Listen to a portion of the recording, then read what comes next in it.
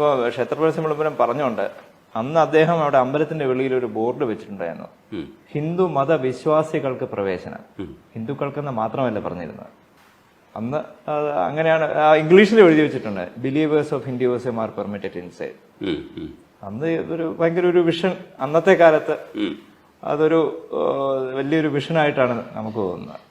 ഹിന്ദുക്കൾക്ക് മാത്രം എന്ന് പറയുന്നില്ല, ഹിന്ദു മതവിശ്വാസികൾ എന്നാണ് പറയുന്നത്. ഇപ്പോഴേ എനിക്ക് തോന്നുന്ന ഈ സുപ്രീം കോടതി കേസൊക്കെ വന്നല്ലോ, അന്നത്തെ അഡ്മിനിസ്ട്രേഷനാണ് ബോർഡൊക്കെ എടുത്ത് മാറ്റി. ഇപ്പൊ ബോർഡൊന്നും ഇല്ല, ഇപ്പൊ ഹിന്ദുക്കൾക്ക് മാത്രമായി. അതെ, സ്ട്രിക്റ്റ് ആണ്. ഇപ്പൊ ഹിന്ദുക്കൾക്ക് മാത്രമേ പ്രവേശനമുള്ളൂ. ബോർഡ് വെച്ചിരുന്നെങ്കിലും എന്താ അറിവില്ലാതെ ഒരുപാട് പേര് പോയിട്ടുണ്ട്. പക്ഷെ അറിഞ്ഞുകൊണ്ട് ആ ഹിന്ദുക്കളെ അകത്ത് പ്രവേശനം സമ്മതിക്കില്ല. ഫോറിനേഴ്സൊക്കെ വന്ന് ഒരുപാട് പേര് തിരിച്ചു പോകുന്നുണ്ട്. അവർ വിടാത്തതുകൊണ്ട് അവര് അമ്പലത്തിനെ പറ്റി മോശമായ വീഡിയോസ് വിടുന്നുണ്ട്, ഞങ്ങളെ അകത്ത് കയറ്റിയില്ല എന്നൊക്കെ പറഞ്ഞ്. ഈ ദാസനാകുമ്പോ നമ്മൾ കിട്ടിയ ഏറ്റവും വലിയ ഭാഗ്യമായിട്ട് ഞാനൊക്കെ കരുതുന്നത് അവിടുത്തെ സൂക്ഷിപ്പ്, ഇല്ലെങ്കിൽ അത് നമുക്ക് എന്താ പറയാ, നമ്മൾ നിധി എന്ന് വിളിച്ചിരുന്ന നിധിയല്ല, നിധി എന്ന് പറയുന്നത് മറ്റൊന്നാണ്. പത്മനാഭന് കിട്ടിയിട്ടുള്ള ആഭരണങ്ങളൊക്കെ സൂക്ഷിച്ചു വെക്കുന്ന നിലവറയ്ക്കകത്ത് കയറാൻ അങ്ങേക്ക് പോലും കഴിഞ്ഞത് ഒരു പക്ഷേ അങ്ങനെ ഒരു സുപ്രീം കോടതി വിധി വന്നത്, അങ്ങനെ ഒരു വിധി വന്നോണ്ട്. അല്ലെങ്കിൽ എനിക്കും അറിയില്ലായിരുന്നു അവിടെ എന്തൊക്കെയാണ്. ഞങ്ങൾ അമ്പലത്തിൽ പോകുമ്പോ ഇത് ഇരുമ്പഴി കൊണ്ട് കുറെ വാതിലുകൾ ഇങ്ങനെ 3-4 കണ്ടിട്ടുണ്ട്. അപ്പൊ ഞാനും പണ്ട് അമ്മയടുത്തും വല്യമ്മ അതൊക്കെ എന്താ അതിൻ്റെ അകത്തൊക്കെ എന്താണെന്ന് അറിയില്ല, പണ്ടേ അടച്ചിട്ടിരിക്കാന്ന് പറയും.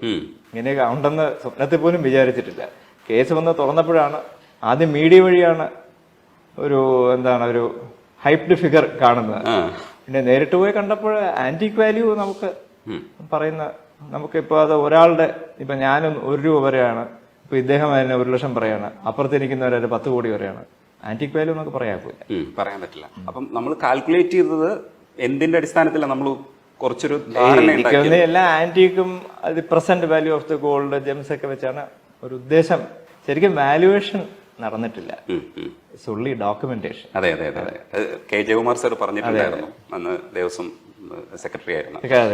അപ്പോ ജയകുമാർ സാർ പറഞ്ഞതില് ഈ ശരപ്പൊലി മാലയൊക്കെ, നമ്മൾ ഈ ശരപ്പൊലി മാല എന്നൊക്കെ കേട്ടിട്ടേ ഉള്ളൂ.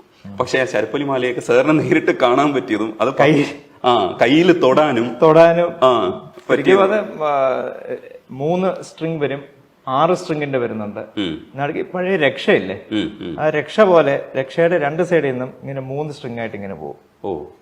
8-9 അടി നീളം. അപ്പൊ നമ്മള് ഒരാളിടുകയാണെങ്കിൽ മുട്ട് വരെ വരും. ഈ 18 അടി എന്ന് പറയുന്നത് അതിന്റെ നടുക്ക് നമുക്ക് ഊരാൻ പറ്റും. ഊരുമ്പോഴത്തേക്ക് 9ന്റെ ഡബിളായി 18 അടി. അപ്പൊ ഭഗവാന്റെ തോളിൽ വെച്ചാൽ ലേശം കാല് വരെ വരും.